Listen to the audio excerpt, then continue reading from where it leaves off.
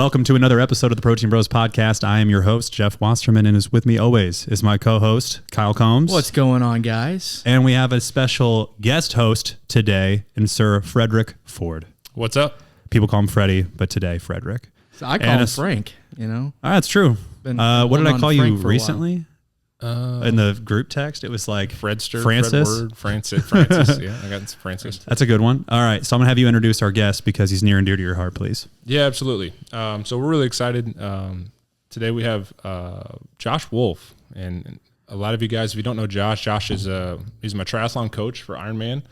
I've been working with Josh for the better part of a year and a half. So I think about a year ago when I found out that we were going to have the Protein Bros podcast, the first name that popped in my head of would be an awesome guest is Josh. And so I'm really glad you're here, man. Yeah, thanks so much for having me. So I call you FF. That's right. We have all kinds of names for Freddy. F squared. Yeah. F squared. Yeah. I like that. We'll answer to anything. So. I don't know why I started calling you Frank, but I remember I called you Frank in front of Reagan one time, and she was like, huh? She's like, I don't get it. I'm Why like, would you just roll with it, Like dude. Fred's nothing. That has nothing to do with Frank. It just doesn't I even. don't know. It was just take two It F. was a typo, then here we are. All right. A typo happened, and then all of a sudden we call him Frank all the time. Yeah. You call him Frank all the time. Yeah. That's all right. So you're training for a triathlon, right? Right. So kind of walk us through, how you guys got introduced and, why. I guess we could also start with why you wanted to start doing a triathlon in the first place. Yeah, I started doing triathlon in 2018. I just signed up for one because Reagan and I, my wife, we wanted to do something together. It was difficult and a challenge, and we could kind of work as a team. And that escalated to doing a couple half Ironmans, and then it led to, all right, I think I want to tackle a full Ironman. And I knew after a couple of half Ironmans, I really needed to prepare better. I needed somebody with some better insight, and so I did what anybody did, just Google search triathlon coach. And then I was looking on social media and I came across your page, Josh, and this was probably late 2018. And I'd seen just through your page a little bit, and then I was looking through, and then I think it was maybe the first time that you had gone to Kona. Mm-hmm. And I said, oh, he's good at this. What makes Kona special, Fred? Yeah, or Josh. Yeah. Explain the Kona reference. We'll kind of get into that, but Kona is the Ironman World Championships, correct? You got it. Yeah. And to race at Kona, you have to qualify. Yep. Is this the Boston Marathon of Ironmans? It's a little bit different. Yeah. So Ironman is a 2.4 mile swim, 112 mile bike, and then a 26.2 mile run. It's sometimes touted as the most epic endurance one-day activity that you could do. Correct. You could definitely argue that, and it's definitely epic. It doesn't have to be the most, right? Sure. Okay, so just finishing one, and I don't even want to say just, is super impressive, and I think a feat to forever celebrate. You can never take that away from somebody. It's almost like your awesome roof. Right. Once you do it, you have it forever. You're in a fraternity. You're in a special. Yeah. Special okay. group. And then they also have this thing called the Ironman World Championships that Fred was alluding to, and that's over in Kona. And it's started in 1978. Where is Kona for the geographically challenged people like myself? Yeah, Hawaii. Okay. So it's the Big Island is what they call it. So Kalihi Kona is a small little town there, and Ironman descends on it every October except for the last 2 years because there's this thing called COVID. And anyway, so every athlete that does Ironman knows about this thing. It's the Ironman World Championship. Now you referenced the Boston Marathon, and it is kind of like that. It's like qualifying, right? People were like, well, I qualified for Boston, so that was like a huge feat for them, Yes. Yeah. So Boston is a time qualification, whereas Ironman is going to be like a place qualification. Sure. So they have 64 or ish spots, depending on where you are and what Ironman you're doing around the world for one race. And then they'll allocate all of those spots based upon the number of people that start in your age group. And then they divide that by the number that start overall. So it's kind of complicated, but basically they take that percentage, and you might get 2 spots. If there's 200 people in your age group, you might get 4 spots, and you have to get one of those spots. The higher the amount of people in your age group, the more allocations you'll get out of the 64 that qualify. Yeah. So it's really cool because it's this iconic place that has so much history. Right. And it's almost this dreamland space for most triathletes. Like, what does it actually take to get to this incredible island? Now, you think Hawaii, and you think this beach area, but it's actually super desolate. So Kona is the newest of the islands, so to speak, the Big Island. So therefore, there's all kinds of lava everywhere, and the it's brutal conditions, super windy, super hot. They have this thing called the energy lab that you run into. It goes below sea level and it raises like 10 degrees and there's no wind. It's just insane. Huh? And some of the most, it's legit, it's super legit, super hot, super hard. And so they kind of battle it all out there. Okay, so qualifying for Kona, I once heard this and it really puts in perspective, is it's easier to get into Harvard than it is to qualify for Kona statistically. So it's one of those deals where statistically it's very, very, very challenging. And you did this at what age? Well, I've been blessed enough to qualify twice. Wow. Yeah. And so I've actually qualified 6 times, but I've only gone twice. Yeah. I'm with you. It's expensive. That's a good mic drop. 6 times. I'm with you. Yeah, going to Hawaii. But what, I guess, out of those 6 times that you qualified, what do you feel like was the most challenging out of those different times that you did it? And why was it the most challenging? Yeah, man. So I think personally, the mental tenacity of doing the Ironman is probably one of the hardest things of what we do there. And I've qualified, like I said, and I've done a lot of races. Maybe in, they're all different. In 2000 and, I want to get this right, 15. 2015, I did this Ironman in Louisville, Kentucky, and you swim in a river. The Ohio River. And it's not the cleanest thing. It's like, we're sitting right by the Missouri River. It kind of reminds me of the Hawaii River. It's awful. Muddy Missouri. Oh my gosh. So anyway, you do the swim and then you get out and do the bike and it's kind of hilly. Well, on that race, I don't know if I swallowed water wrong or what happened. I started cramping at mile 70 and it started in the quads and then it went into the hamstrings and then it went everywhere. Oh no. To the point where like I was seized up. Well, questioning my sanity, questioning if I'm ever gonna do Ironman again. Yeah. And like thinking, what the heck am I doing out here? And playing the game like, hey, you literally trained for a year or more to go back. And this is one of my first Ironman. I took a 2 or 3 year hiatus, right?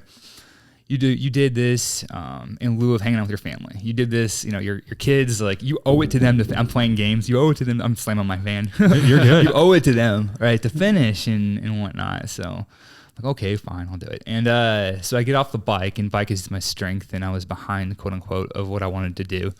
That year I was super fit and wanted to win the race. But anyway, and so come off the bike, and I literally, like, you have to take usually you'll leave one foot on the bike, and then you'll kind of swing your foot around. Sure. So I was doing that, and my whole bike fell over. I fell over. I cramped on my stomach, and everything like is completely falling apart. How are you gonna run a marathon off that, right? Yeah. Okay. So like, to be clear for everybody listening, it's like you're going through this pretty quick because it's really how it happened. But like, you just got done with the 2.4 mile swim.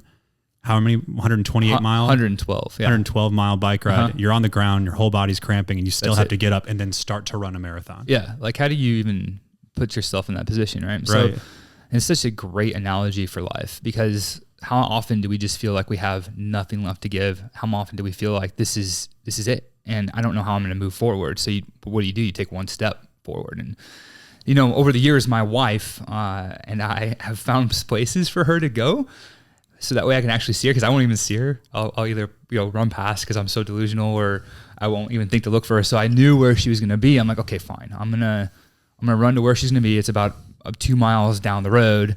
I'm done. Like, I'm gonna be done. Find a way. Yeah. Yeah, I know. So I start to run, and I never found her. She was there. I just didn't see her. It's one of those deals where now she actually has a big sign to see. Yeah. Josh, I am here. Yeah. Oh man. So we've actually had one of my dogs on there before. Anyway, I love it. yeah, man. So it was such a blessing not to see her, though, because I'm like, well, I'm gonna have to keep going. Now this is gonna sound super, super maybe egotistical. I don't know. Maybe not. It's just the way your mind works. You get so used to you're crazy. I know you guys lift a ton, right? You get used to like the weights that you do, and if you compare yourself to anybody else, it always feels almost like a damning, Yeah. So I'm running an 15 minute mile, and I'm looking at my watch, and I'm just like, oh, what am I doing out here? This is so awful, and blah blah blah blah blah. And I don't know, Freddie, what do you run off the bike? Man, right off the bike, I feel pretty fresh. I'm like a 9:20. Yeah. Would you be happy with that? I'd be thrilled with an What 8. would you do with an 8 or 8:15 minute mile? Just keep running. it's a good day if I'm an idiot. Yeah, right. Yeah, most people would just be celebrating that. And Yeah. okay, so I'm like throwing a pity party on myself, and I actually started crying because I think sometimes when you put yourself in this high level of an expectation, So your expectations were so high for yourself there. Yeah. that when you don't achieve that, it feels like a failure. Right. And in that moment, whatever is going on, I feel like we have that opportunity to kind of recommit to something maybe that's a little different, and or really think about what that actually means. Are you actually failing? What does failing even mean? So, I'm thinking about, I'm like, you're running an 8:15 minute mile. Most people would kill for that. Just keep running 1 foot in front of the time. Like, I'm still cramping. It's not like anything's feeling better. Right. Everything's cramping. Everything's feeling like crap. And I'm like, okay, I'll just keep running one step at a time, whatever. So I turned my watch off and I just ran. And every time I saw my wife, she's like, "You're doing great." I'm like, "I feel awful." As I'm passing somebody. Yeah.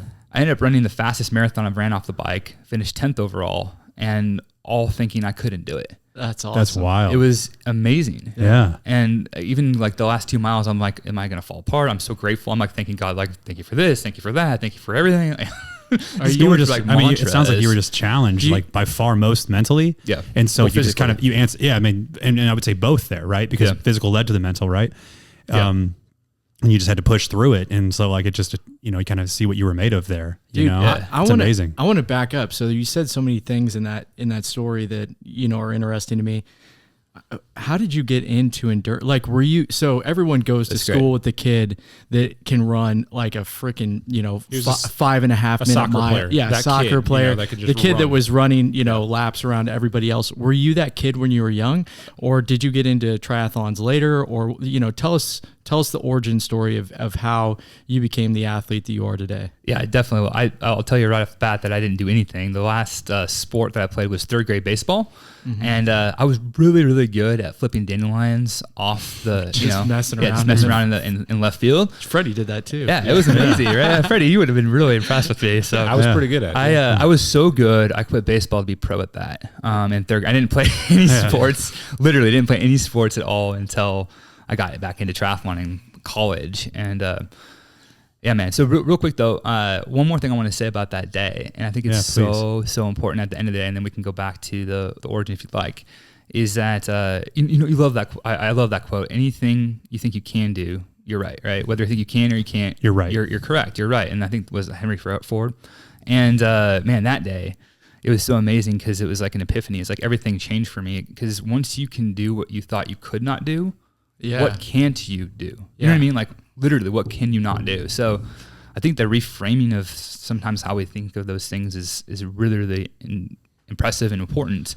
And that's why I think I wanted to tell that story, because it literally changed the way I thought about the world. You can think bigger. I mean, you can achieve really a lot more than you thought you could in that moment. Do you wear a watch when you run anymore? I was going to ask. I do. I was about to say, I feel like almost the symbolic throwing your watch off, because I know as a triathlete, Freddie, being around Freddie while he's been training for it, he's very much in tune with where's his heart rate at, what zone's he in, how long, what's the endurance going to be like. It's almost like it's very technical what you guys do.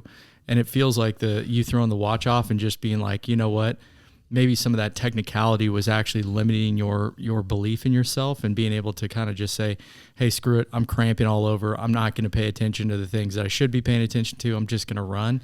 That helped to, like I said, widen your belief, widen what you thought was possible, Yeah, absolutely. And for me, if anything, it was more that I wouldn't obsess about what I was or was not doing pace-wise.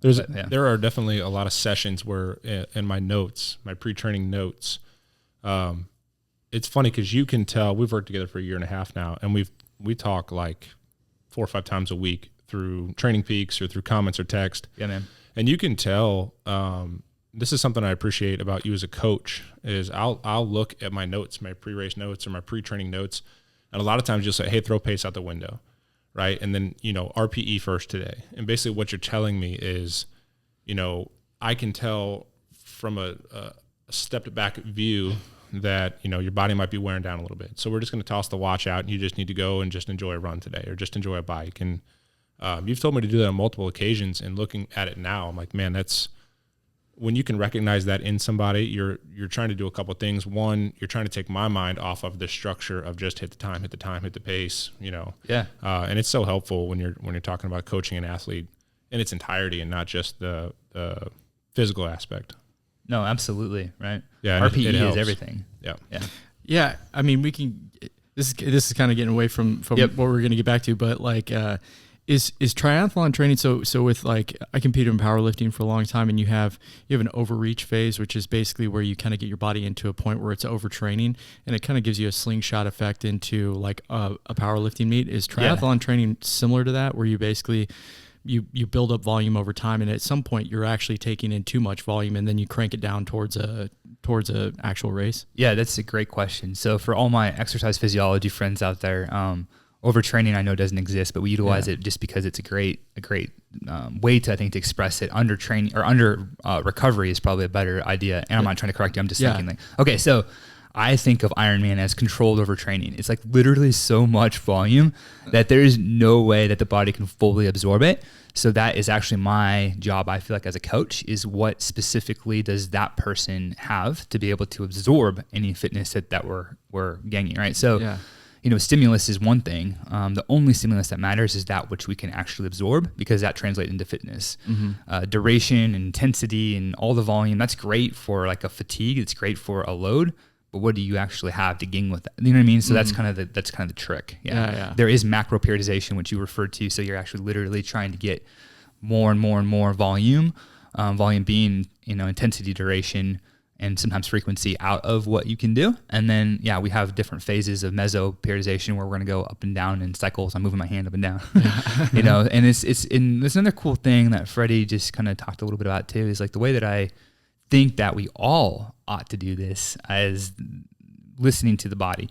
And some people can build 2, 3, 4, 5, 8 weeks. That's pretty excessive without having a down week or a rest. And then other people, you have to find something in between is basically what I'm trying to say. Like, you know what I mean? There's no one way to do it. So listening to the body, being very in tune with what's going on is absolutely critical. And I think as a coach, and really just if you want to be a friend or, help anybody with that type of idea, is like hold them accountable to what their body is actually telling them. Yeah. Because we can tell ourselves so much. We can tell ourselves, hey, I'm okay, or hey, it's just one more day of high intensity, but that might be the day that tips you over that's a fine line. And then you have to recover for a week because you're injured or you're sick or both. And just try not to redline it. Try to stay in that spot where you can still perform every single day, but not overtrain. Yeah. And I think of fitness if you think about fitness as a huge tree, and there's all kinds of different layers to that tree. There's bark on the outside, and then you have branches. There's the tree itself, the base of the tree. Like when I start working with anybody, I need to figure out what is their base and what are their roots. So for me, you might be able to redline, and then can you recover the next day? Most people go too hard on their easy days and therefore can't go hard enough on their hard days. Right. Because it steals from that, right? So oftentimes, we have to like develop a strong, what I'll call aerobic cardiovascular fitness. And that has a myriad of different tools and facets and whatnot within that. And then maybe we can develop different skill sets that could be very, very independent for each person. Intensity is a very, very great, I think, tool, but that doesn't really come until we have that base built for most people. Yeah. Okay. But we do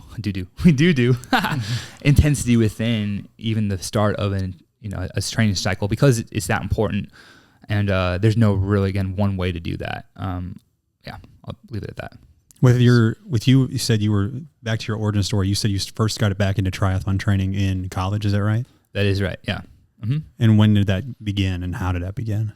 Yeah, dude. So went through a lot of trauma as a kid, and I was busy working on that and finding different ways for that outlet, and got into all kinds of different stuff.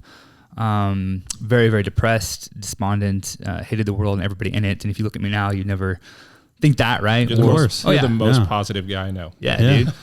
And I used to wear like the dog chain and Marilyn Manson. Yeah. Eye makeup, and it wasn't really makeup. I don't know why the girls wear this eyeliner, mascara, eyeshadow. because if you, this is a pro level tip here. if you just use a magic marker, like a black marker, it stays on for days. I don't know why you'd ever want I bet so. That's what I used to do. Anyway, So do you have any pictures of you looking Marilyn Manson as We're you? gonna have to do. throw I those Did you up. have the long hair? Yeah. Yeah, not on me. I don't have one in my iPhone here. Did with you have me, like the but- hair like shoulder length? No, dude. I did do the like little tips, you know, Spike. yeah, Frosted. spikes and whatnot, and Jeff had was them a frost dyed. Shopped at Hot Topic for sure. I all didn't your- shop there. Maybe 5 finger. But anyway, it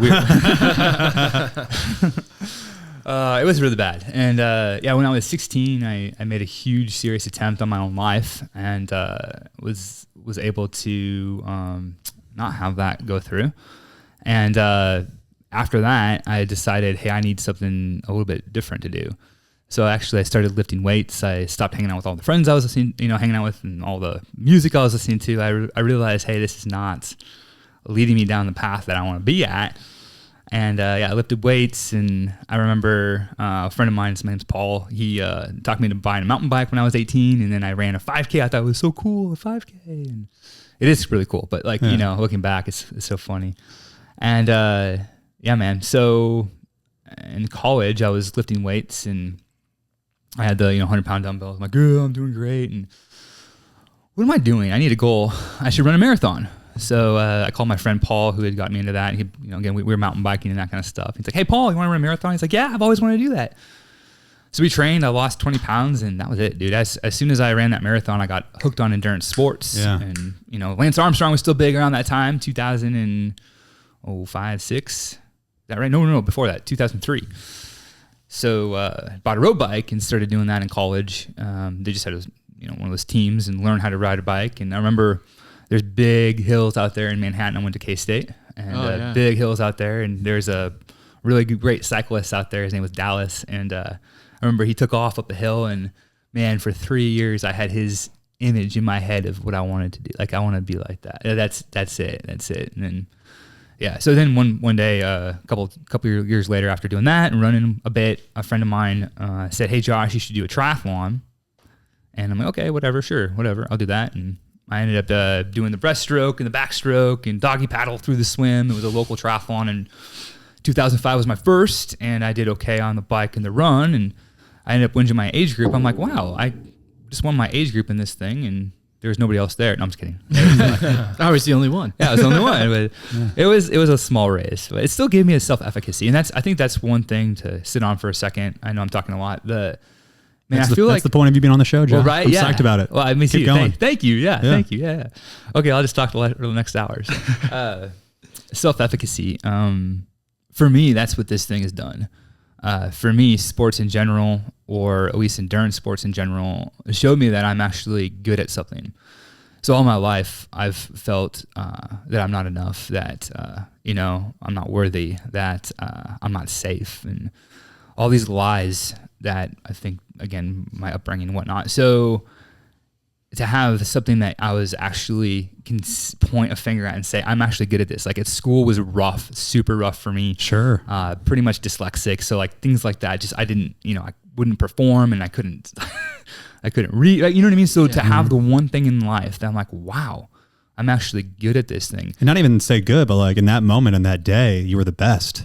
Well, in at that thing. In the age group, right? That's what I mean. Like, right, yeah. the best. So self-efficacy, once you find that thing, for us, I think it's such a great pull, something that pulls you. You think about what a pull does is it's like a magnet. It allows you to do something outside of your own force. Mm-hmm. For me, that was like that pull. It pulled me into something that I probably would have never, ever done. And man, I've made a career out of it. I mean, how amazing is that, right? Ridiculous. And it is. It's just really, really cool. So yeah, that's kind of that's self-belief, though. I mean, that's a huge moment. Yeah, dude. Yeah, man. What was your first marathon time? Do you remember? Yeah, 3:30. That's wild, man. Pretty good for a first That was your first one. It was. Yeah. I had no idea what I was doing. So it was funny. I want to get into that a little bit deeper too, because I know on your Instagram you had mental health advocate on there as well. Yeah, dude. And with that being said, like when you had that moment, was it something where you truly felt like this is the first time where something came easy to you, or that like you were naturally good at this and you hadn't had that yet?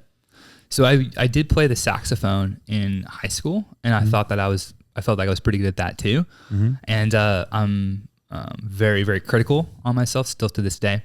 And at that point, I couldn't see myself being a great musician and being able to perform at that level. So outside of that, this was the first thing physically, Right. that was tangible, that I felt like, man, I can actually do this thing. Yeah. It's wild.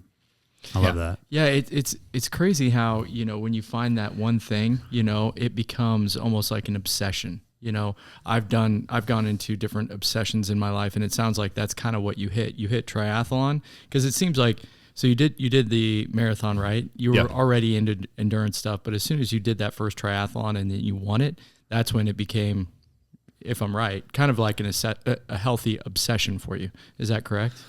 Yeah. So I held on to bike racing for a couple of years after that. Yeah. It was the impetus, if you will, the start, the catalyst of that whole feeling. Yeah. And so it's interesting that you say obsession as like, you know, addiction and the feeling of substituting addiction and those types of ideas in the mental health world. For me, I wouldn't actually say that was what happened. Maybe at first I was like substituting the obsessive compulsion idea of what I need to be doing. Over time, though, what it has done is actually blended into my lifestyle that I feel like keeps me healthy. Yeah, grounded. Yeah. And yeah, so when you say healthy, you're talking about up here, or are you talking about here, like overall? Yeah, health? mind, body, maybe even mind, body, spirit. Like you're able to, at least for me, I'm able to unload and figure out kind of who I am, what I want. And I swam this morning, and it's such a grounding type of feeling to almost move. And you guys know that too. And, and of course, trauma and feelings in general live within the side of our body. So somatically, if you can somehow get those out. So I'm a very, you know, high strung, so to speak. You wouldn't think high strung. I'm not high strung. I'm a very movie person. I want to move all the time. So it almost kind of subdues that a little bit and allows me to kind of show up in the way that I want. I don't feel quite as anxious because I'm able to kind of distill all of that. Yeah. I had a release, if you will. We had a dude on the podcast a couple of weeks ago, and he said, working out, because he was a CrossFit athlete, and so obviously CrossFit kind of, you know, goes into the realm of doing some endurance stuff, and he said it's meditation with a high heart rate. And I thought that was like beautiful, because that's what it is for me. When I'm working out, you kind of get into a zone where it's like you can kind of clear your head. I also have anxiety issues too, and you know, it definitely calms me down for the rest of the day. It kind of clears my head, and it sounds like you basically get the same benefit out of that as well. Yeah, absolutely. Sorry, Jeff's got to get his water on. Dude, I've been talking. I'm thirsty. Yeah. What do I say? There's something that I think over time, if you trained for a half marathon or a marathon or triathlete or a triathlon or an Ironman race, you're going to spend time with yourself. You know, like there's one thing I learned, especially about the Ironman distance, is that you cannot substitute or replace the time it takes to build the aerobic fitness, just the base you need to do that. And like I said, you can't substitute that. And, you know, when I'm riding on the bike, if I'm on the street, I'm certainly not wearing headphones. And when you're in the pool, you're not wearing headphones. And a lot of times when I'm running now, I choose not to wear headphones because we're also distracted, right? And it's the only time, phone, sometimes it's the only time of my day. You know, it's the 10 hours of my week that I get where I can't get called, I can't get a text, no stimulus at all, and I don't owe it to anybody, and it's just you know, and that, I think there's some days where that makes me nervous, but there's more days where, man, it feels great, you know, to kind of give yourself time to. It goes in the pool yesterday, you know, I was swimming yesterday, and it's like 45 minutes of just swimming, and to say that you get distracted, like, you know, daydreaming while you're swimming, but man, it's refreshing to do. Yeah, absolutely. I feel like it's a clarity that is second to none. So many things there too, like nature. You're out within the nature. You're able to interact, I think, and see beauty and find beauty in other spaces maybe you wouldn't, because we're moving so fast. So as a culture, we do that so well, if you will. And for the lack of a better term. And but seriously though, I think that it kind of does slow things down in the moment, and you're able to completely see what it is that you need to see for that day, which is also helpful. And one more, just kind of to piggyback on that, man, if there's one thing that's taught me is, you know, on some of these workouts that I go ride, it's 5-6 hours on a bike, and then I'm going to run for an hour after that. And it's really helped me connect the dots on taking things sometimes just 10 minutes at a time. You know, there's a Yeah. workout that I'm looking at on like the workout's on Sunday, it's Tuesday. And I'm like, I know that thing is coming. Like that day is coming and it's going to be a long day. And I got to prepare, you know, mentally with my food and all that. And there's days where I show up and I'm like an hour in, I know I got 5 more hours. And I'm like, man, that doesn't sound like a blast right now. But if I can just take this next 30 minutes and get to this next 30 minutes, I'm 30 minutes closer. Left foot, right foot. That's it, you know, and man, that's really helped me on your tough days when you don't feel like it. It's like, well, man, just take it, you know, 1 more hour, 1 more step, you know, something you've always told me that is a term, I don't know if you've coined, but man, just run the mile you're in. Yeah. You know, and you looked at me one day after a time trial when I was catching a beat down and you're like, yeah, it's a 5K. And you looked at me like anybody can run 3 miles. And I was like, that's true. And so just turn your brain off and go run, you know? Yeah. And, In Josh's case, you just run to your wife. And then she's not there and you keep going. you just got to keep going, That's you know? right. That's And man, that's helped me so much. Yeah. To the point where it's actually in your Instagram bio now. I It was is. wondering where that came from. That's really neat. Yeah. It is, man. That's really cool. Yeah. Don't worry about mile, 22 when you're on mile 13. Just run mile 13 Or 1 or 1 or 0. Yeah. because there have been many workouts where on mile 3 in my head, I'm like, dude, you don't have it. And then you get to mile 8 and you're like, I'm feeling pretty good. Yeah. And you just go through this tug of war with yourself and you're like, just 1 mile, you know, just keep going. Yeah. I think that brings up such a great point too, that again, I love to parlay this back to life because to me, it's a one big analogy. And to me, it's actually what allows us to thrive within this. I had an athlete one time, really cool guy. He did Ironman Boulder and his name's Aaron Anders. I'll throw it out. And he said afterwards, he's like, I am so effing excited. He's like, I just did that and nobody can ever take it away from me. And, you know, it really does allow you that, not because you can't achieve in other aspects of life. It allows you that aspect that, again, like you said, nobody could ever compare to, not because you're better than anybody else, because you did that for yourself, right? And I think that one of the coolest parts about it is to be able to segment out different ideas. I think it helps in business. I think it helps in relationships. I think it helps in spirituality. Every part of life, I feel like, is kind of like a marathon. In the fact that like the first mile is always going to be so rough. Anytime we start anything new, anytime that we're faced with a challenge, it's like that first step is the worst. That first mile is the worst. And most people give up. Most people decide, hey, this thing I'm doing, this business adventure is not for me because I don't have 100 clients in the first 3 days. Like, or this relationship I'm in, man, this is getting tough, I'm out. Just think about it. We just give up. Why? Because we decide it's too hard. And I think that happens so much. I see it in racing. There's one critical aspect that most people miss: nutrition. You have to keep yourself really well fed. After that, if there's really no reason, if we do our training and we pace right, that we can't get through something, right? Mm-hmm. So for me, what I like to do is I like to segment this whole thing out into different parts. So first couple miles is just literally just finding my pace. So if I'm doing an Ironman or if I'm having an athlete doing Ironman, the first couple miles is literally just run. 1 or 2 miles, drink. The first mile, all you're going to do is drink some water and maybe eat something, right? And the whole goal is to get about 6 to 8 miles in. Why 6 to 8? Because most people run about an hour. So you have an hour done. You're 6 to 8 miles in. Also, you only have about 20 left. So you're almost to that 19 mark. You're almost to that next level, right? Okay, so now I only have that left. I've done that in training. I've done that close in training. So I can get through. Okay, then I love the idea of running, of course, to the 10 mile. 10 mile is crazy good because if you get to that point, you have 16 left. And most people run 16 miles at least 3 or 4 times, sometimes every freaking weekend. So for me, I run 16 miles most weekends. Okay, I can do this, no problem, right? Okay. Mm-hmm. Halfway is beautiful. Most people, and this is where I start getting uber competitive, most people quit after 13 to 16 miles. Most people decide that, again, this is not where I'm at. So I actually flip it in my brain. I look for people that are slowing down and speed up. I look for people that decide that they don't want to keep going and get through it. So you also are halfway. Then the next marker for me is mile 20 because actually 16. 16 is beautiful because it's 10 miles left. 20, of course, there's only a 10K. And then most people, again, are walking by that point because they've decided that they can't do it or whatever. Maybe they screw up their nutrition. So if I'm ever in a race, that's where usually the dagger comes out and twist it. And you become a savage. well, here's the deal. And it sounds like you guys have gone through some stuff too. And you know, once you've been to hell and back, deciding to keep running just a little bit isn't that big of a deal. Like it's an easy choice.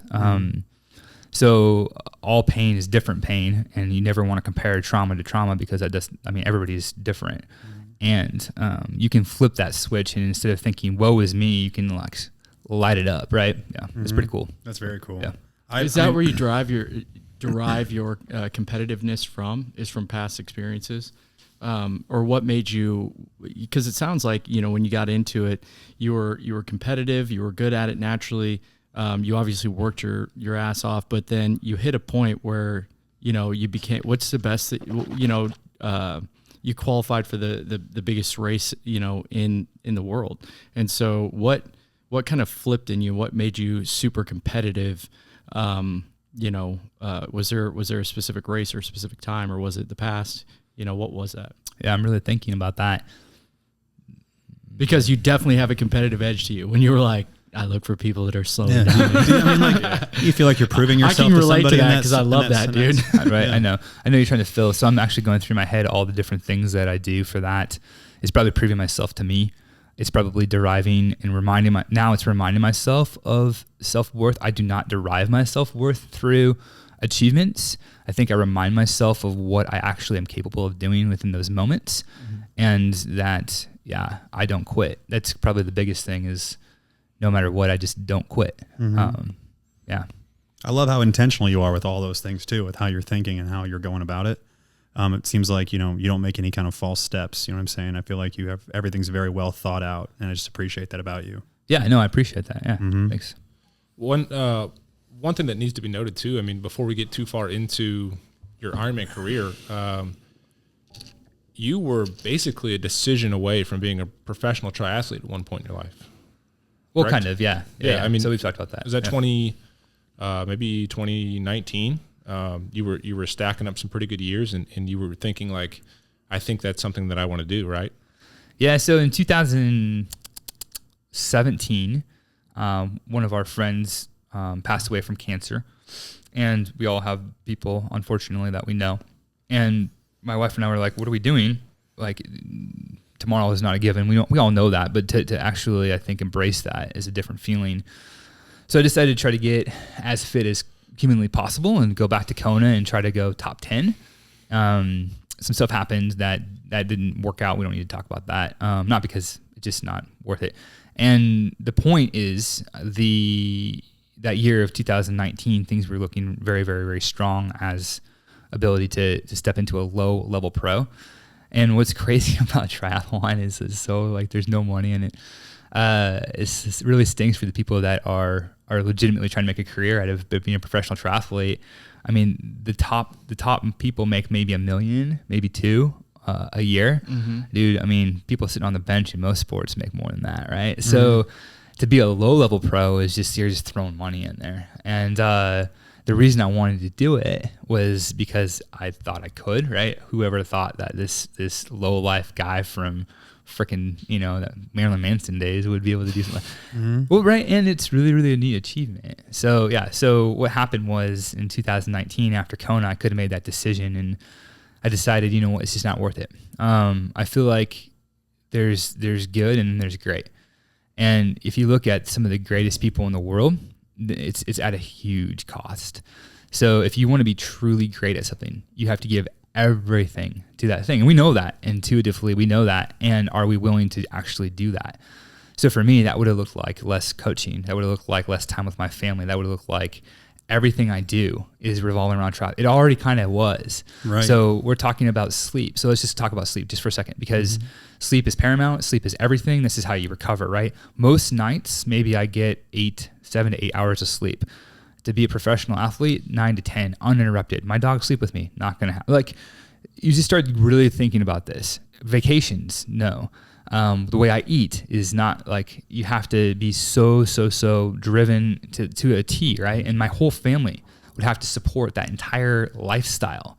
That's so much to ask. And like, there were so many things that I was thinking like, this is not worth it to me. Yeah. So such a high cost. Well, think about, triathlon in my head, it's just also the amount of time put in. So not on top of all those things, you also have big chunks of your day that are just strictly long bouts. I mean, you just said, how many miles do you run every weekend? Well, 16. You said at least. Not right now, but yeah. But I mean, that's a casual weekend for me. I ride a lot. You ride a lot, that's just taking up a lot of time. So it's a time commitment, and then all those other things commitment. I mean, I definitely could understand how you could look at that and be like trying to weigh out, the pros and cons of that. Before that story too, my first thought was just, and first off, what's your wife's name? Trisha. And when did you guys get married? 2011 or 12. Okay. Yeah. So sorry, honey. So when did you guys meet though? Is a better question, I guess. Yeah, we met in, I want to say, 6. Nice. Yeah. So still in school? No. Okay. So the reason why I was asking is because, you were already a triathlete when you met her. Uh-huh. So she knew your lifestyle and what was going to be into. Because it's one of those things where it was a huge cost already before you had this opportunity to where it would cost even more. Yep. I'm just hearing about, her being in, a longing for your races, so forth. I was looking at, through your highlights on your Instagram page, and I was, noticing, when people are going on these long rides, whether there be people that you coach or yourself, you have, a caravan of people following you along for the ride, driving next to you. Yeah. You know what I mean? The wolf pack, man. Yeah. There you go. Yeah. And that's what I'm saying is just like, it's already such a huge part of what you guys do. And so to ask to go even further is probably tough to do. Oh, for sure. Yeah. And I think sometimes we have this idea of what we actually want, and it's probably not what we want. So our culture is so big into trying to achieve. Achievement is the ultimate success. Just like a failure is maybe sometimes not a failure. What does success actually look like, right? Mm-hmm. So for me, it was kind of another epiphany moment. I'm like, man, what am I chasing for real? Like, what am I chasing? And is that worth it? Yeah. So, and it was really nice to be able to say no to that. And yeah, I would have been a low level pro probably, and it would have been pretty cool. But anyway. Yeah, it likely wouldn't have led to our relationship, because you probably wouldn't have picked up some guy who's trying to do an Ironman on the side. You would have kept a couple of athletes that were all in. They're probably lower maintenance. For sure. But it's super selective. But you've still been able to make it a career without having to do, the pro athlete regiment by being able to help mentor and coach others. Yeah. Is that right?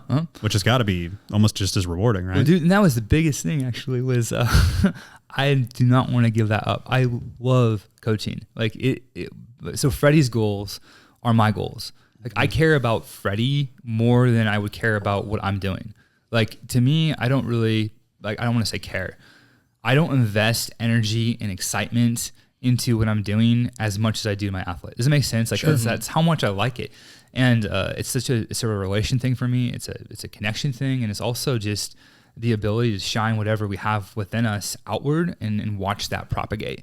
And dude, like that's what life's about for me. Mm-hmm. So why would I want to do anything that would jeopardize that? Yeah, that's amazing. Yeah. Your kids, I'm sorry, how many kids do you have? We have 2 boys. Yeah. One's 17 and one's 16. He's going to be 18, 16, 17 and 16. It's crazy. Wow. Do they compete? Yeah, I was going to say, do they compete at all? No. They love Marilyn Manson? Yeah, they love Marilyn Manson. Yeah. Oh, geez. I hope not. No. Adam is really into sports. He's the younger one. And then Kyle swims, actually. Yeah. Very cool. Yeah. Baseball player. Adam's a baseball player, right? He used to play. He doesn't play. anymore. Yeah. He's went into basketball. Yeah. Okay. Fun.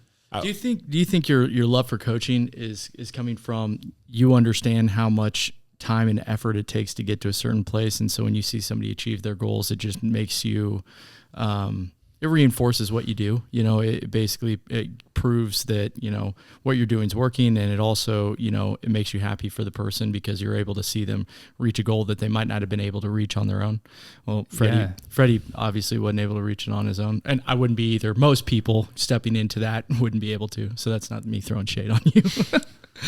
Yeah, I think it has to do with what, again, it's done for me. So redefine your limits. What allows us to really redefine our limits? What allows us to look inward, like Freddie was talking about, and discover who we are? What allows us to be able to almost feel free? For me, cycling is free. I feel like I'm a kid again. I'm out there just playing bikes. That's what I call it. Every time I go play bikes, like, I'm playing bikes. And Yeah. so for me, it's kind of a stepping stone into discovering so much about who we are, character, discipline, trust, and just allowing yourself to experience something that you thought you couldn't do, right? There's more power in that than I think anything in the world. And I don't care if it's triathlon. I don't care I just happen to speak triathlon. That's what I do. Mm-hmm. So for me, yeah, dude, it's more like I want that for as many people as possible. Those people getting those, like, you know, their self-belief, thing. you can see it in them, like you were saying, that propagating. Yeah, dude. You can see that self-belief, you know, within them happening as they're doing these things they never thought they could do. It's just, that's what I was getting from it the most. Yeah. Was just like how, you know, these people did not think they could ever do this, and now they're doing it, and it's affecting every aspect of their life. Like you were saying, mind, body, and soul. Transformative, right? Mm-hmm. I have an athlete that she's like, I borrowed your belief for so long. And it's, I mean, that's what we can do is like, you know, I saw it and gave it to her and now she owns it. Like, how cool is that? Right. Mm-hmm. That's life-changing. Yeah. Legitimately. That's important. We talk to our own staff, and I don't know if you've ever been in our stores or not. It's not a big deal if you haven't. Yeah. But it's just, you know, we tell everybody, like, guys, you have the power to genuinely change people's lives. You can make them believe in themselves where they didn't feel like they could. And, you know, they all hear it and they get it from, I think from, what's the word I'm looking for here? They understand the idea of it. But when they first finally see someone come in and they're moved maybe to tears about how different they feel about themselves based on the decisions they've been making. Yeah, that's it. And that encouragement. And that's where that magic is. Absolutely. You know? Absolutely. Mm-hmm. Yeah. If you can find that in your job, it's like, well, I mean, why would you want to do anything else? I don't know. I'd probably oversimplify it, just tying it back into service. I mean, you know, you serve people in one way or another, and that's going to lead to a lot of fulfillment in what you do. And it's one thing, you know, to just give regular service. It's another thing when you see potential in people and you help them extract that. And like Jeff was saying, you know, just accomplish something that you didn't really think you could do, right? I remember the first time that I did a triathlon, and I looked on Instagram at the Ironman page, and I looked at the full Ironman, and I remember looking at that and thinking, like, those guys are nuts. You know, like, that's not me. I don't want to get that far into it. I don't see myself ever doing that. And then slowly but surely, you know, like, here we are. Like, we made it to the starting line last year. And I remember seeing the Ironman tattoo. So everybody gets it on a calf, right? Like, they get the Ironman logo. And I remember thinking, like, really? Like, is that something you do? And it wasn't until training last year I was like, oh yeah, like, I get it. That's I get. Why does it have to be on the calf? Is that the spot? It just typically is. I don't know. Is it For most people, or arms. Does it make you laugh at people? Not. I mean, obviously, I know you're not. This is a joke, but it's like you kind of be like, sweet Tough Mudder tattoo. Like, That's funny. Like, oh, that's funny. You put a Tough Mudder tattoo? Like, that's worthy of a tattoo, really? Yeah. Someone with a 3.1 on the back of their car? Are you like?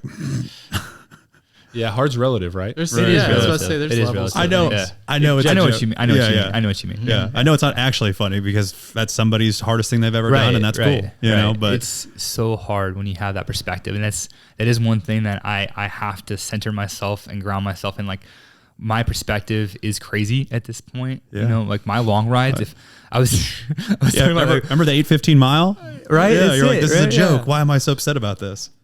Like last week, I was tired and I couldn't figure out why I was so tired. And I was talking to Trisha. Like, I'm so tired, and she's like, "Well, you did a long ride." I'm like, "I was not long. I was only gone for like 6 hours." And I mean, think about that. And you're like, it's just totally Oh, but 18-year-old Josh was saying, "Oh my God, I ran a 5K." right. That was crazy. That's Yeah. it. Yeah. That's it. So yeah, it's so funny the way that our perspective can Right. change. And- That was the point of that. And my last question for you, really, this is really my last question because I'm so intrigued, but just what is your next step for you competitively if you have one? Yeah, I do. So I really got into riding across states. That's been really, really fun. So Saw that ride to Hannibal. That was awesome. Yeah, that was really cool. So it was Missouri. So that was a record across Missouri. And then I did Kansas, the 418 miles across Kansas. I'd like to do another one of those this year. Ironman Des Moines, I'm signed up for that. I got You guys are going to do it together. That's cool. Yeah. So I got hit by a car in July, and it kind of screwed all my knee up really bad. So it's more just trying to get through the run on that aspect. And then we're actually a buddy of mine and a bunch of other people are going to do this 100-mile world record. It's a 4 to 8 person down at the downtown airport. So we're going to do that in May 21st. You guys want to come out and put a tent up. You can see it from here. Absolutely. Yeah, you can see it from here, man. Can we back up real quick and Yeah, talk dude. about you being hit by a car? Sure. Like, Yeah, we glazed over that. And that's obviously a common thing, though, for I- people that are training, right? I live out south. I live on 183rd Street, and I see like cyclists all day, every day. And dude, some people drive like morons on my street and also on Metcalf. And every time I see cyclists out riding, it makes me nervous. Tell us what happened there. So I was going west on 199th Street. And so out by my house. It was down there. It was right before Gardner. So 199th and Gardner. So if that's not what you know, about 160, 69 highway, pretty much one of those last, not anymore. Geez, it used to be the last exit, right? But last exit before you get to like 311th. Now, anyway, so going west there, and I had a buddy behind me, and I was just riding through. There was no stop sign for me. It'd be like just driving down the road. And Yeah. there's no reason to stop. Okay, so there's a car on my left that was going north, and it was stopped and didn't think anything about it. And we just kind of started rolling through the intersection, and he started driving forward, looking behind him, and just totally nailed us. I was yelling at him to stop. He didn't, couldn't hear me, is what he said or whatnot. And you can't stop somebody if they're not even looking, right? So yeah. he was looking. Were they looking at his phone or something? He was looking behind him at these construction workers, and yeah, so he just totally nailed me and went up over the car or something. I don't really remember. My bike went under the car and was totaled, and my buddy was laying on the ground about 10 feet in front of me, not moving. So it was rough and really messed me up, definitely physically, mentally, and yeah. So How do you come back from something like that? Because what I've gathered from this interview is cycling's actually your favorite thing to do. it isn't is. Yeah. Nice, yeah. And so how do you come back from that when you love something so much and you obviously have so much passion for something, and then you go through something like that where it's like, every time you get on a bike, are you thinking about that? Well, so I sought out some professional help to try to get over like PTSD aspect of that, and it opened up a bunch of different things that I'm still working through. And but I mean, I love the bike, so it was more just I started back on gravel, and then eventually got back on it.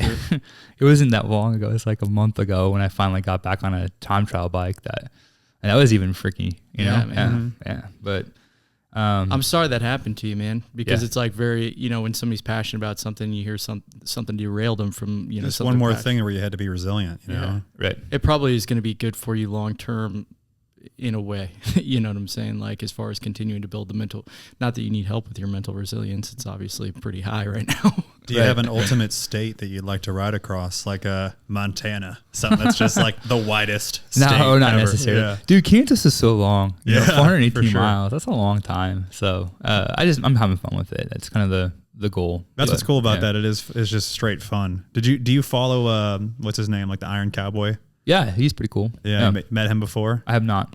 What's his name? James Lawrence. Mm-hmm. James Lawrence, man. That His feet are falling apart last time I looked at his Instagram.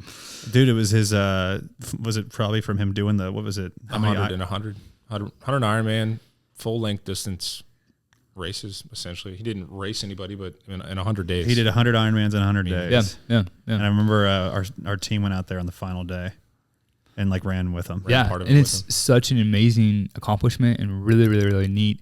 And it kind of ties into what we were just talking about. I think that, for me personally, I don't need to practice that mental resilience, and I've known that, and I've been able to understand that.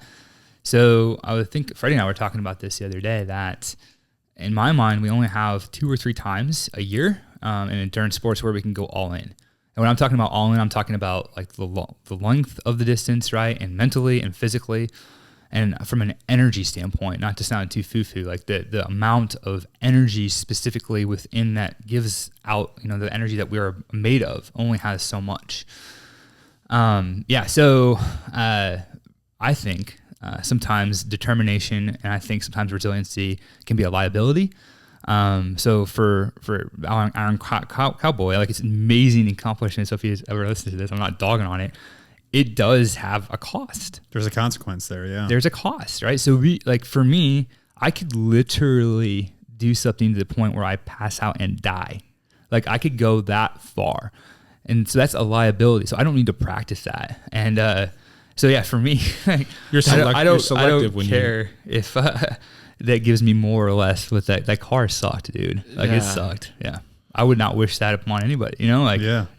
So How fast was the car going? not very, but it doesn't take much. You know, I'm about 200 pounds maybe with my bike and whatnot, and the car is about 10 times. Oh, I got ran over by a 100 car when it was just in drive. Yeah. You know what I mean? Like no one was even tapping on the gas. Right. Like, yeah, it doesn't take a lot. But. And yeah, my knee was all messed up. So cycling's your least favorite swimming? Yeah, sure. Yeah. And you got a son that swims? I used to do Iron Kids triathlons when I was a kid. You ever heard of Iron Kids triathlons? Yeah, dude, they're awesome. So I used to do those in Wichita, Kansas, and I used to go to triathlon practice. My mom was into making me do that. I remember crying as a little kid going to swimming practice because I didn't want to swim. Long distance swimming, I was like, no, don't make me do that. I'll do the biking and running. Don't make me do the swimming. Because the swimming, dude, if you don't, swimming's so technical as far as learning how to breathe right and how to, I just didn't understand that as a kid. I didn't understand. Did you guys all how go to do swimming it. lessons as a kid? Really? My mom, we were all about going to swimming lessons as a kid, and I still just doggy paddle. Do you? Yeah. I mean, when I'm sitting, I don't ever swim for distance. This was like I don't. What's the Iron Kids distance? Not looking back on it, small. it probably was like literally like down and back a couple times. It's probably a mile. In my head, Come on. no, it wasn't a mile. Not even a mile, dude. I was like 300 yards. Yeah, I was literally like 200 years old. We had to do the mile run in presidential fitness class. I'm talking about swimming, bro. My bad. That My is. bad. I thought mean, we were talking about running. Yeah, no, and I don't even think the run was a mile. I mean, we were kids, but in my head, it was a long ways. I was like, this is a long ways. This is another thing I have like the tiniest amount of experience with this, but I was running every single day. I remember at one point I was running a 5K a day, just, for maintenance. Right. And it was all for physical reasons at the time. Just wanted to be lower weight, whatever. But I remember my buddy saying like, hey, I always go swimming. You want to come with me swimming one day instead of running? And I was like, yeah, dude, it should be a breeze for me because I'm just in the peak condition right now. I've been running every single day for like 3 months straight. You sank like a rock. Yeah, I got in the pool and I just remember looking up at where like I get to stop and turn around right at the end of the pool. And I remember like looking up, like, is it like, am I there yet? Holy shit, I'm dying. And I like looked up and I was just like, oh my God, I'm like halfway. And I remember getting to the end being like, that's awesome. Just like gasping for air on one lap. Right. Not even back, just down. In January, I saw you had a day where you swam 10,000 meters. Yeah. It's 100 hundreds on 100. It's kind of this classic swimmer's workout. Yeah. Is it 50 meters per like side? There's nothing classic about well, that. It's 100. How many, what? It's a 10K. It's a 10K in the pool. Yeah. What? Yeah. Dude, do you break it in that or you just do the whole time? So what that means is you do 100 meters. Yeah. And in 1 minute and 40 seconds, every 1 minute and 40 seconds, you just leave again. So it's 100 hundreds on the 100. If that makes sense. But yeah. How long that took? Well, I guess I could figure out how long that took, but yeah, it was actually this past, so this is the third, I think, year I've done it. And I did it with a buddy, and that was the fastest we've done it is this past year. Yeah. You also did it for a pretty good cause, correct? Was it just the dolphin no, this challenge? year was just for fun. Yeah. Okay. Yeah. It's just for fun. Yeah. Why don't you do it next year, Freddie? If you'll do it I'll with do it me. with you. It'll take me 2 days. Yeah. Yeah. It might take me longer That's than that. funny. So swim. And so the idea of how we feel like being gassed at 50 meters is so common. Because like you said, swimming is uber technical.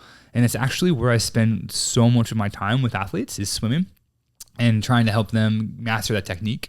So efficiency is everything. And all you need to do, the thing you need to do is find the most efficient stroke for each athlete. And you can't see yourself swim. It's super annoying. It's very hard to have that kinesthetic feedback. Even when you're an athlete, you don't necessarily know what you're supposed to even be doing. And it's the most frustrating process. So yeah, I spend so much time with people on the swim. Which is odd because a swim, even in a full Ironman distance, I mean, we're talking 10%. 60 to 90 minutes. Yeah. And then you got 6 to 6.5 on the bike and then 3 to 4 on a run. Yeah. And so basically what you've told me that's really helped me is like, hey, if you can get your swim to where it doesn't play any effect on your bike and run, it's a good swim. That's it. Yeah. I went on a trip a couple of years ago, and we were in Haiti. You've been on the same trip, but we went on this boat, and I was with Sal Frisella, who was getting ready to do an Ironman, and he was wearing a watch, and we were going off the coast. And I remember we were going off the coast on this boat for probably like an hour, and then he turned and he looked at me and said, All right, that's about how long you'd have to swim if you were doing an Ironman. And I remember looking back and you could barely see the island. I was like, oh my God, who can swim that? Like, it was just like mentally mind blowing for me.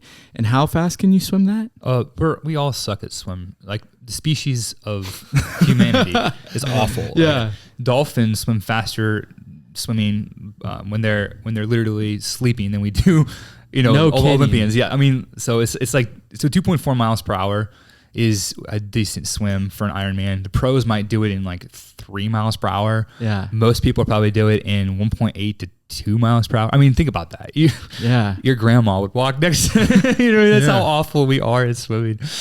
Isn't swimming too, you gotta look up and you gotta spot to make sure that you're not you were talking about efficiency. Make sure you're not swimming all over the place and wasting a ton of time, or basically wasting a ton of distance, energy. Yeah. Yeah. I'm nodding my head. Yeah, that's absolutely true. And sighting is paramount. It's a whole different ballgame whenever you get out there to the open water, for sure. Oh my get gosh. kicked in the face, get your goggles kicked off. Yeah. I've had buddies tell me that you don't, until you've done an open water. Actually, you told me that. Wasn't that you that was like, dude, once you get out in the open water and you can't touch the bottom and you got people kicking you in the face, it's a totally different ordeal. Yeah, it's never bothered me, but a lot of people, I had a buddy race last weekend and he told me, like, I've never had issues with open water, but there is something when you get out there and you're in the middle and you look up to sight and you look around and you're like, well, you don't really have many options. Like you're going to either get back and get around these buoys and get back to shore, or you're going to, grab onto this lifeguard. But,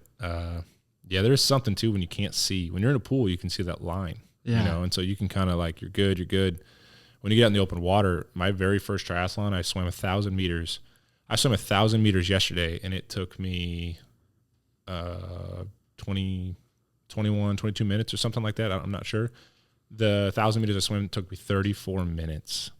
And so basically I was treading water for a half hour is what it felt like. And I remember getting to the bike and being like, completely exhausted in triathlon one. I'm like, who does this? This is like a sprint distance triathlon. Yeah. And it's just come a long way. When you're training somebody to swim, are you allowing them to touch the walls? Oh, for sure. Yeah. Really? Yeah. Because that's the thing that would want me just to throw you in? Yeah. Well, no, I'm saying like if you're in the open water, there's no touching anything. You're just basically, I feel like I could rest at the wall, or you just touch it. Yeah. I don't know. It's necessary in a 25-yard pool. Yeah. Like you kind of, there's no way around it. Yeah. When the weather gets nice, Shawnee Mission has an open water swim, and there's some places. You want to do it in a safe environment before you want to do it with other things around. Think about when you're trying to learn to hit a baseball. Yeah. You don't have somebody throw a 100-mile-an-hour baseball at you. You put it on a tee. You try to hit it off the tee because you have to start somewhere. So and that's such a great analogy, because that's the way it works. Is we start there and we build on very, very small techniques to over time where you can swim out there with less stress. Now your technique's habitual. Yeah. And it's, So you're confident, right? Mm-hmm. And I think that brings up, I'm sorry to interrupt you. It brings up such a great point too, that like what Freddie was experiencing, our bodies, like our amygdala in the back of our brain is there for a reason. And it is there because it's trying to keep us safe. So anytime that we get to the point where anxiety or stress or whatever we perceive is stress, anytime we get to that point, our body will literally shut down. It is made to do that. It is made to hyperventilate. It is made for your, to shut you down, to try to get you to either fight or, fight, right? That's part of it. It's such a great survival technique. What it doesn't understand is that, like, if you're trying to do this thing and you're getting kicked and whatnot, that it's okay because there is somebody that you can hold on to or whatnot. So often, like we get to this mental state where we are unable to take in all the stressors, quote unquote, all the all the sensory input, to where it feels overwhelming, and then your body has this somatic response where it just shuts down. So I think part of training for anything is getting yourself that experience to where you're comfortable in the uncomfortable. You're comfortable with being in a situation that you're out of control with. Then you can actually execute what you're trying to do. Before that, you have no perception of what reality really is, right? It doesn't make sense. Your brain's just going to take over, and it does it super well. It's made to do that, and it's okay. Anyway, so I thought that would be cool to bring up. Yeah, that's super interesting that we'd have to get, if Jeff, we get you better at swimming, we're going to throw some floaties on your arms. What do you mean, dude? You think I'm not as good at swimming at you? No, you're not. I could outswim you. It's just Kyle's got a pond in his backyard. it's just an We can athletic figure this out. deal. You're just not athletic compared to me. It's all good. I'll just take it. I mean, I don't even care at this point. I'm not having that argument. I've beaten Kyle in so many things, but he still likes to play this game. It's okay. Me and Jeff does a triathlon. Who do you think's winning? Yeah. Want to hear a fun? You want to hear a fun story? He's like me. I ran a half marathon once, and Kyle had told me that he was going to do it, and he just didn't show. Oh, man. I'd already checked half marathon off my list. Now it's full marathon. You know. Yeah, but he said he was going to do it. Yeah, I heard that. I heard it. Yeah. So Kyle can say whatever he wants, but he said he was going to, and then he didn't, and he has to live with that, and that's okay. You can live with that. We're not competitive at what Not we at do, all. Josh. No. Not at all. There's- No. yeah. Serious question though. Yeah, we man. like to ask. We like to ask all of our guests a couple questions. One, you were a phenomenal guest. I very much Well, thank appreciate you. your time. Yeah. Thank Yeah. you so much for being on this Thanks for having podcast, man. I've been very much enjoyed listening to you. Who do you You think just have would such be, a different perspective. We talk to a ton of people. You're, being a high level endurance athlete like this and coaching a lot of high level endurance athletes, it's just really been awesome to like pick your brain on, the mentality behind it and like what all goes into it in your personal story. Yeah, I truly hope it's helpful. I mean, the thing that I think really resonates with me the most is we just recently had another guest on, Jessica Quisenberry, just like a couple of guests ago.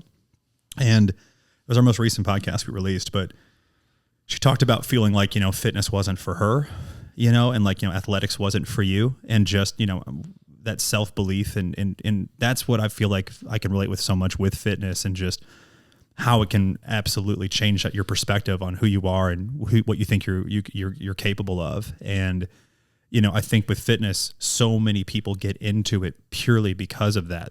That's where they found their own self-worth, or they found their own, how they belong and so forth through fitness. And so I just love hearing that perspective, because so many people we talk to, it's really just, how their business went or how they grew this or that. And it's never about, their spiritual journey they went on with it. You know what I mean? Yeah, and so that's what I really enjoyed hearing the most. Cool. Thank you. Mm-hmm.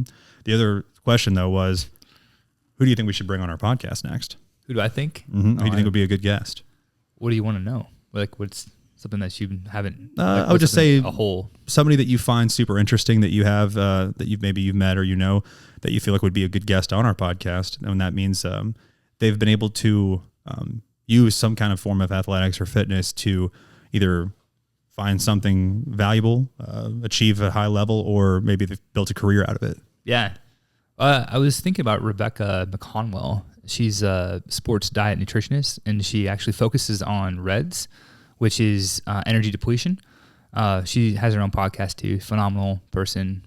Friend of mine too. She's cool. I can give Rebecca you more names too. McConwell. Uh-huh. Is that her name right? Uh-huh. Cool. Yeah, absolutely. We'd love to hear her. Have her contact. So she just deals with basically restoring, energy when somebody's doing endurance training. All sports. All sports. Because really, under eating, under fueling is so prevalent, and most people don't do that correctly. Yeah. We have such a diet culture, and she smacks that in the face and actually allows people to restore. Eat some food. Yeah, eat some freaking food, right? Yeah, and it's so easy to get caught into. Like for me, being very, very into performance, like I want to eat high nutrient dense foods. Mm-hmm. And she once told me, dude, you just can't do an Ironman on broccoli. And I'm like, wait, yeah, because I was trying to eat so clean to the point where I wasn't getting the caloric needs that I needed, right? Yeah. So you almost have this like flip in your head, because as a performance athlete, that's what you do. And we all do this, I bet, to some degree. So anyway, she's phenomenal. Do you follow a guy named Alex Vaeda? I do not. He's an endurance athlete too, but he made a post one time, and he was like, the old notion of you can't out-train a bad diet is completely false. He's like, I do it all the time.